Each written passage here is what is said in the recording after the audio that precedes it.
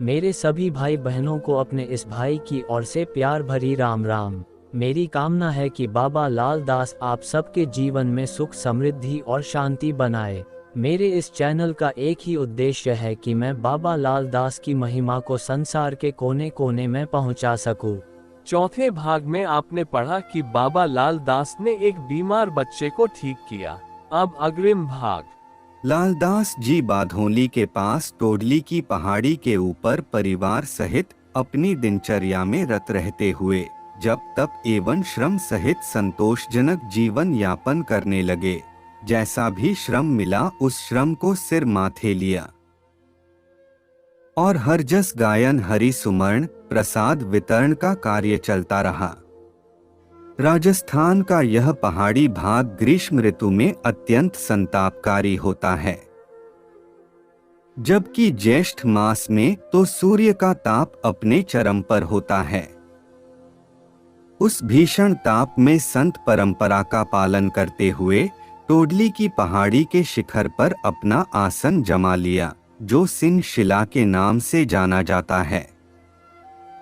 सभी जाति के लोग बाबा के निकट आने लगे और हरजस गायन में भाग लेकर स्वयं के जीवन को सफल बनाने लगे। अल्हैया, तेली, भीखन साध, बोहत महात्मा और ठाकुरिया साध बाबा के प्रमुख शिष्य बन गए। लालदास जी महाराज काल करे सो आज करके ईश्वरीय संकेत को समझकर अपने कार्य के संकल्प को मूर्त रूप देने हेतु साधना स्थल बांधोली में यज्ञ करने के लिए प्रतिबद्ध होकर जुट गए। माघ पूर्णिमा को शुभ कार्य के लिए उत्तम माना गया है, सो यज्ञ एवं भंडारे के लिए संत परंपरा अनुसार निश्चित किया गया।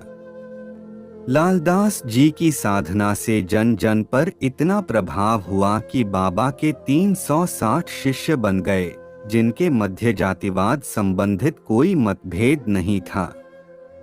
माघ पूर्णिमा को यज्ञ एवं भंडारे का आयोजन सभी के सहयोग से सफल हो गया।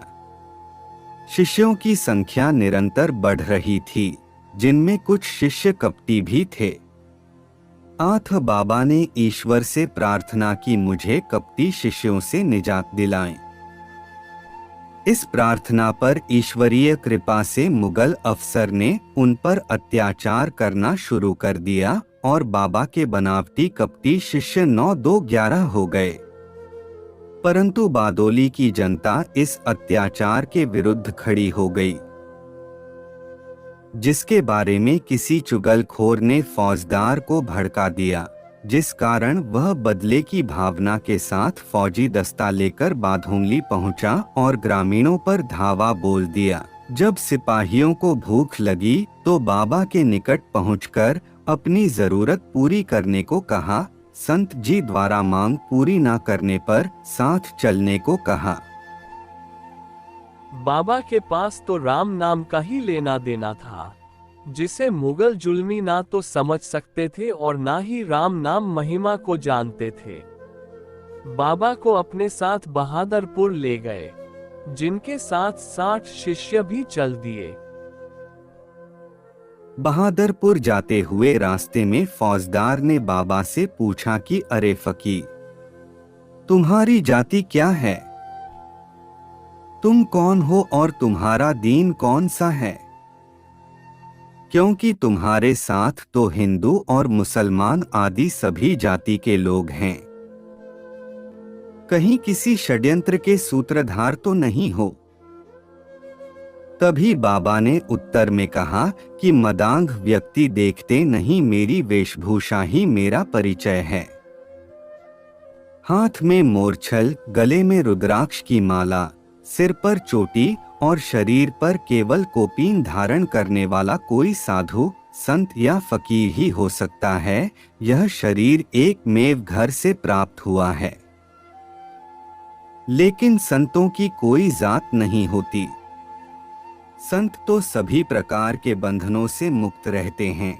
इतनी वाणी सुनकर फौजदार के मन में लालच आ गया और दया का अभिनय करते हुए कहा कि मैं 5 रुपया सजा के रूप में, रिश्वत के रूप में लूंगा तो मैं तुमको छोड़ दूंगा। बाबा ने रिश्वत देने से मना कर दिया। इस पर फौजदार को गुस्सा आ गया और सिपाहियों को आदेश दिया कि इस व्यक्ति को जहर कुएं का पानी पिलाया जाए, जिससे कोई भी जीव जंतु नहीं बचता। बाबा को जहर कुएं पर ले जाकर पानी पीने के लिए कहा गया, पर बाबा ने कहा कि अपने हाथों कुएं से निकालकर अपने श्रम से प्राप्त जल को ही पिएंगे। अपने शिष्य इतवारी साध से शक्कर मंगवाए। बाबा ने सर्वप्रथम जल देवता को शक्कर का भोग लगाया और कुएं से कुंजा भर जल निकालकर जल देवता का स्मरण करते हुए आचमन स्वरूप जहर कुएं को ही अर्पित कर दिया। दूसरा कुंजा धरती माता को अर्पित किया। तीसरी बार स्वयं ने ग्रहण कर चौथा कुंजा जल अपने शिष्यों में वितरित कर दिया। जल पीकर संत जन जहर कुएं के पास बैठ गए। रात्रि में संतों का हरजस गायन चलता रहा। प्रातः जब फौजदार उनके मृत शरीरों को ठिकाने लगाने के विचार मन में संजोते हुए जहर कुएं के निकट पहुंचा, तो वह वहां का दृश्य देखकर दंग रह गया।